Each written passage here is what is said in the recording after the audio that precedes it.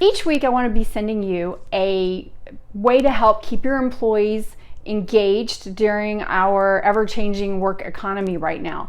So you might be leading a team that was in the office and now they're all virtual. You may be leading a team that was mostly virtual, or you might be actually on the front lines and leading a team that is part of our essential worker base, meaning you're in retail selling essential supplies, or you're in a hospital medical setting, or you are maybe in transportation. So employees are going to need a few different things right now, sort of depending on where they were. But this week, I want everybody to assign a coffee break buddy.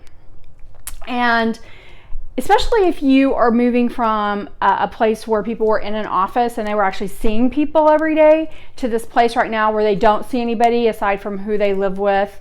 And they're trying to homeschool and they're trying to do their job and they're feeling a little chaotic. One of the ways that you can help give them that social engagement that they've had in the office is if you give them a coffee break buddy. And you can do this a couple of different ways. One of the ways you can do this is give everybody, maybe you already probably know who somebody's BFF is at work, assign that person to them. And also have them do a 10 to 15 minute coffee break where they just talk on the phone about whatever they want. Maybe it is a work project. Maybe it is just their concerns over what's going on. Maybe it's just mom school time or single parent school time or whatever it is they're trying to do. Or maybe they can't find something at the store.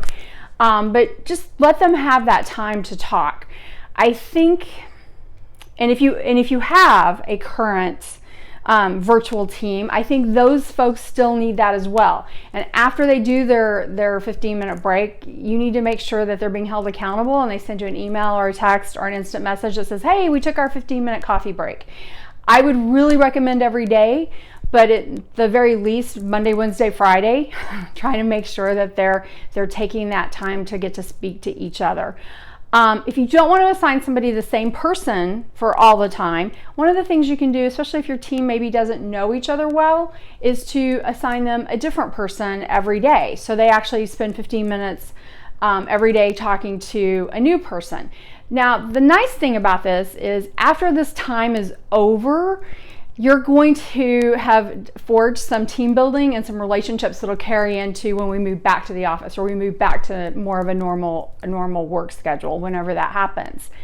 If you happen to be managing one of those frontline teams that's still having to see each other, it is super, super, super important to make sure they actually do get a break. Now, I don't know if you can give them their coffee break buddy so that the two of them take a break at the same time, but if you can, that's fabulous.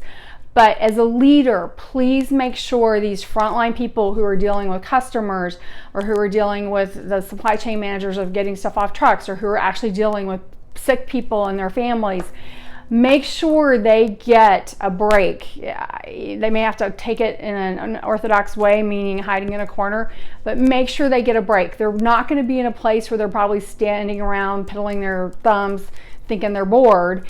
So you're going to need to make sure, so you need to time it out and then you need to follow up and make sure they're getting a break.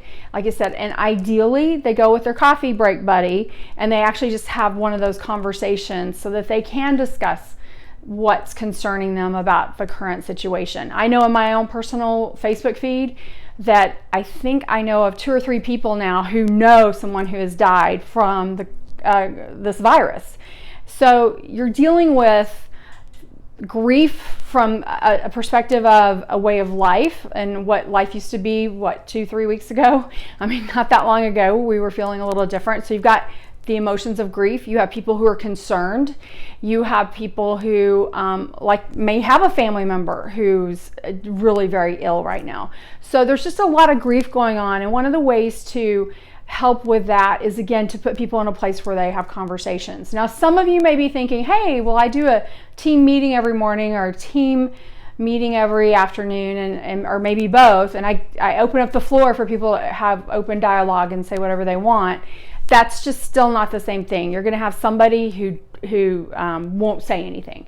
You'll have somebody who doesn't communicate because they're not comfortable communicating in a group setting. So, and that's nice and you still want to do that, but you but that's not to replace the coffee break buddy. So anyway, I hope this week's tip gives you guys some engagement fun, and I look forward to seeing what you guys say about it. Looking forward to the feedback, and we'll have a tip again coming out next week. Bye.